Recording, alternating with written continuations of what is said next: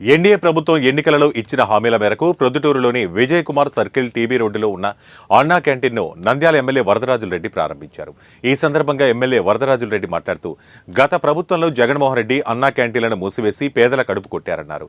ఎన్నికల హామీలో భాగంగా సీఎం చంద్రబాబు చెప్పిన విధంగా అన్నా క్యాంటీన్లను ప్రారంభించారన్నారు. రానున్న రోజుల్లో ఎన్నికల్లో ఇచ్చిన హామీలను చంద్రబాబు ప్రభుత్వం నెరవేరుస్తుందని ఆయన తెలిపారు.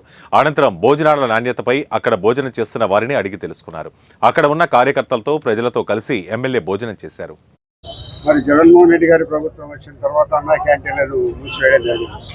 5 రూపాయలకి పేదవానికి అన్నం పెట్టడం అనేది ఇప్పుడు ఒక గొప్ప హాస్యం. దానిని జగన్మోహన్ రెడ్డి గారు నిలిపివేసి పేదల యొక్క కడుపుకు కొట్టడం జరిగింది. కాబట్టి మళ్ళీ ఈరోజు చంద్రబాబు నాయుడు గారు అధికారం వచ్చిన తర్వాత 100 రోజుల సందర్భంగా ఎన్నికల్లో వాగ్దానం చేయడం జరిగింది. అన్నా క్యాంటీన్ మొదలు పెడతామని.